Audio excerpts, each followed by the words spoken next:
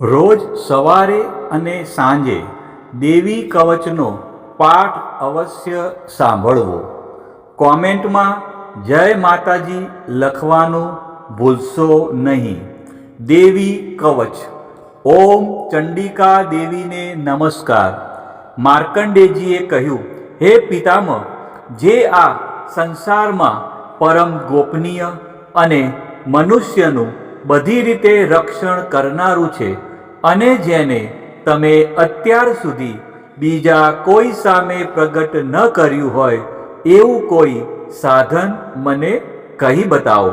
બ્રહ્માજી બોલ્યા, હે બ્રાહ્મણ, એવું સાધન તો એકમાત્ર દેવીનું કવચ જ છે, જે ગોપનીય કરતાં પણ પરમ ગોપનીય, પવિત્ર તથા બધા પ્રાણીઓ ઉપર ઉપકાર કરનારું છે. હે મહામુનિ, તે તમે સાંભળો. દેવીની 9 મૂર્તિઓ છે. તેમને નવદુર્ગા કહે છે.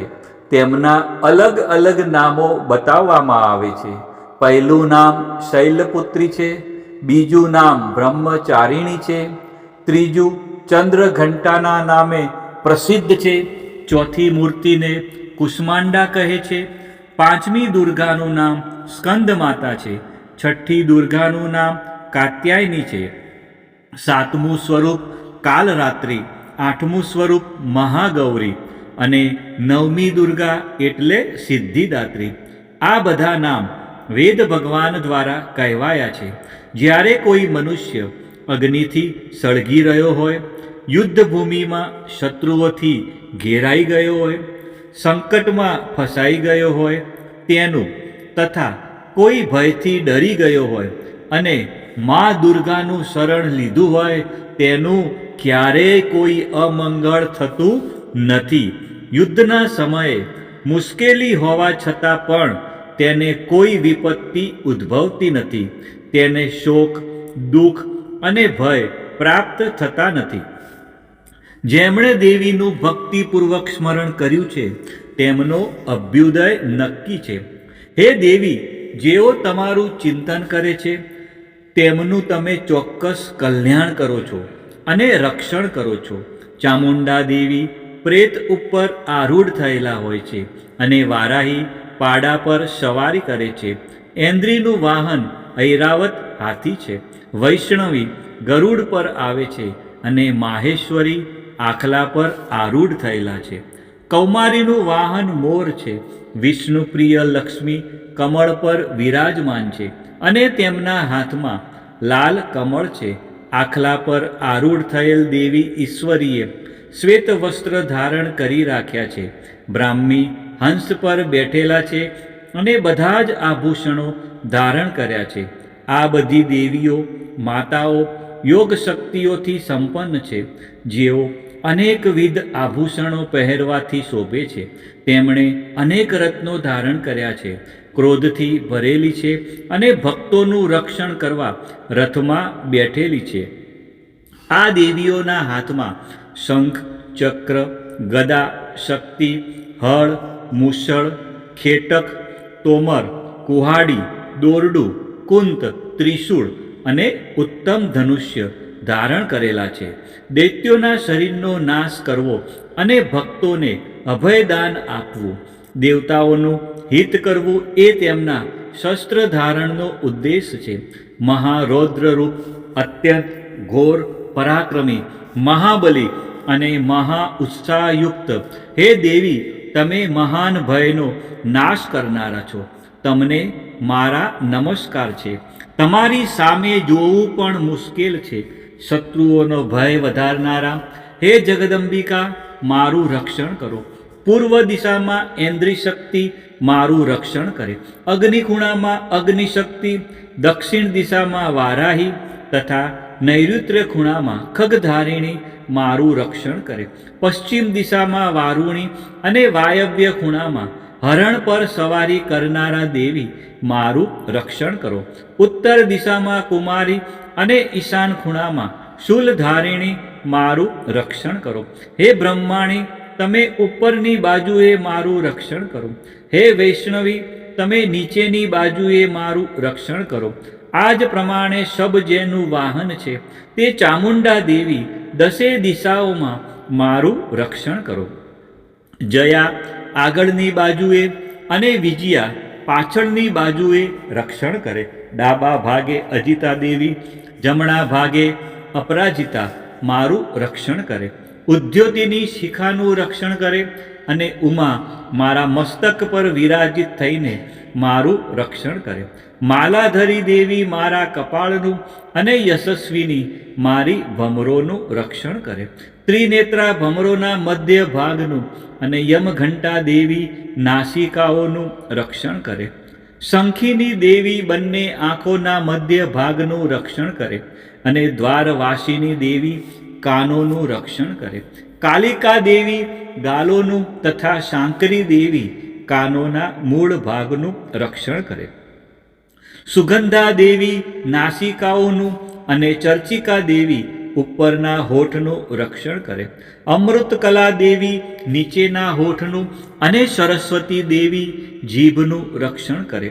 કૌમારી દેવી મારા દાંતનું અને ચંડિકા દેવી કંઠ ભાગનું રક્ષણ કરે. ચિત્રઘંટા દેવી ગળાની ઘંટિકાનું અને મહામાયા દેવી તાળવાનું રક્ષણ કરે. કામાક્ષી દેવી દાઢીનું અને સર્વમંગલા દેવી મારી વાણીનું રક્ષણ કરે. નીલગ્રીવા દેવી કંઠના બહારના ભાગનું અને અન્નનલિકાનું કૌબેરી દેવી રક્ષણ કરે. ખગીની દેવી બંને ખભાઓનું અને વ્રજધારિણી દેવી મારા બંને બાહુઓનું રક્ષણ કરો. દંડીની દેવી બંને હાથોનું અને અંબિકા દેવી આંગળીઓનું રક્ષણ કરે. સુલેશ્વરી દેવી નખોનું રક્ષણ કરે અને કુલેશ્વરી દેવી કુખ પેટનું રક્ષણ કરે. મહાદેવી બંને સ્તનોનું અને શોક વિનાશીની મનનું રક્ષણ કરે. લલિતા દેવી હૃદયનું અને શૂલધારિણી ઉદરનું રક્ષણ કરે. કામિની દેવી નાભીનું અને ગુહેશ્વરી ગુહ ભાગનું રક્ષણ કરે. પૂતના અને કામિકા લિંગનું અને પાડાને વાહન બનાવનાર દેવી ગુદાનું રક્ષણ કરે.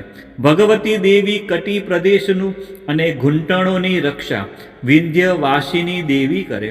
સર્વ કામનાઓ પૂરી કરનારા દેવી જંઘાઓનું રક્ષણ કરે. નારસિંહી દેવી પિંડીઓનું રક્ષણ કરે. તૈજસી દેવી બંને પગોના પૃષ્ઠભાગનું રક્ષણ કરે. શ્રીદેવી પગોની આંગળીઓનું અને તલવાસીની દેવી પગના તળિયાનું રક્ષણ કરે. પોતાની વિકરાળ દાઢોથી ભયંકર દેખાતા કરાલી દેવી નખોનું અને ઉદ્ધવકેશીની દેવી વાળનું રક્ષણ કરે. કૌબેરી રૂવાંટીના છિદ્રોનું અને વાઘેશ્વરી ત્વચાનું રક્ષણ કરે. પાર્વતી રક્ત મજ્જા વસા માંસ હાડકા અને મેદનું રક્ષણ કરે. કાલરાત્રિ આંતરડાઓનું અને મુકુટેશ્વરી પિત્તનું રક્ષણ કરે. પદ્માવતી દેવી કમળકોષોના મૂળ આધારનું અને ચૂડામણી દેવી કફનું રક્ષણ કરે.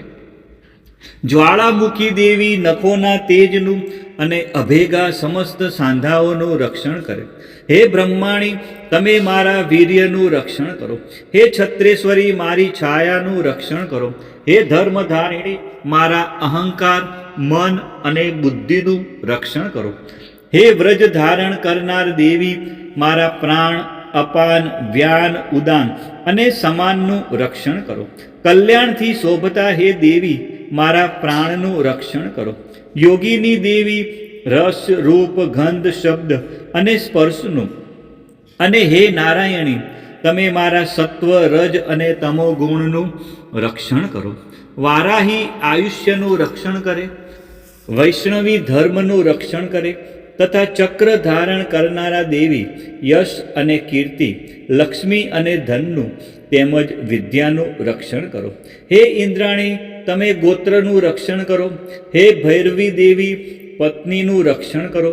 હે ચંડિકા દેવી, મારા પશુઓનું રક્ષણ કરો. હે મહાલક્ષ્મી દેવી, પુત્રોનું, સંતાનોનું રક્ષણ કરો. હે સુપતા દેવી, મારા પથનું અને ક્ષેમકરી દેવી, મારા માર્ગનું રક્ષણ કરે. હે મહાલક્ષ્મી દેવી, રાજદ્વારી કાર્યોમાં મારું રક્ષણ કરો. સર્વ બાજુએ રહેલા વિજયા, ચારે બાજુ રહીને રક્ષણ કરો. હે દેવી, જે સ્થાન દેવી કવચમાં કહેવાયું નથી અને તેથી રક્ષણ વિનાનું છે, તે બધા સ્થાનો તમારા વડે સુરક્ષિત થાય, કારણ કે તમે વિજયશાલિની અને પાપનાશીની છો. મનુષ્ય પોતાના શરીરનું ભલું ઈચ્છતો હોય તો તેણે દેવી કવચનો પાઠ કર્યા વિના એક ડગલું પણ ભરવું નહીં. દેવી કવચનો પાઠ કરીને જ યાત્રા કરવી. દેવી કવચના પાઠથી બધી બાજુથી સુરક્ષિત થયેલો મનુષ્ય જ્યાં જ્યાં જાય છે ત્યાં ત્યાં તેને ધન લાભ થાય છે તથા સઘળી કામનાઓ પર વિજય પ્રાપ્ત થાય છે. તે જે અભિષ્ટ વસ્તુનું ચિંતન કરે છે તેને તે અચૂકપણે પ્રાપ્ત કરી લે છે. તે મનુષ્ય આ પૃથ્વી ઉપર અતુલ ઐશ્વર્ય પામે છે. દેવી કવચથી રક્ષાયેલો મનુષ્ય નિર્ભય થઈ જાય છે. યુદ્ધમાં તેમનો પરાજય થતો નથી તથા તે ત્રણેય લોકમાં પૂજનીય બને છે. આ દેવી કવચ દેવતાઓને પણ દુર્લભ છે. જે આ દેવી કવચનો દરરોજ 3 ટાઈમ શ્રદ્ધાપૂર્વક પાઠ કરે છે તેની દૈવી કલા પ્રાપ્ત થાય છે તથા તે ત્રણેય લોકમાં પરાજિત થતો નથી. એટલું જ નહીં, તે અપમૃત્યુથી રહિત થઈને 100 કરતાં પણ વધુ વર્ષ જીવે છે. દેવી કવચ ધારણ કરનાર મનુષ્યની રાજા તરફથી સન્માન અને વૃદ્ધિ થાય છે. આ દેવી કવચ મનુષ્યના તેજની વૃદ્ધિ કરનારો અને ઉત્તમ છે. આ કવચનો પાઠ કરનારો મનુષ્ય પોતાની કીર્તિથી શોભા પામીને પૃથ્વી ઉપર પોતાનો સુયશ સાથે સાથે વૃદ્ધિ પામે છે. જે પહેલાં દેવી કવચ કરીને સપ્તસતી ચંડી પાઠ કરે છે તેની જ્યાં સુધી વન પર્વત હોય ત્યાં સુધી તે આનંદથી યુક્ત આ પૃથ્વી ઉપર રહે છે. તેના પુત્રો પૌત્રો સંતાન પરંપરા બનેલી રહે છે. પછી દેહાંત થતાં તે મનુષ્ય મહામાયાની કૃપાથી નિત્ય પરમપદને પામે છે, જે દેવતાઓને પણ દુર્લભ છે. તે સુંદર દિવ્ય રૂપ ધારણ કરે છે અને કલ્યાણ શિવની સાથે આનંદનો ભાગી બને છે.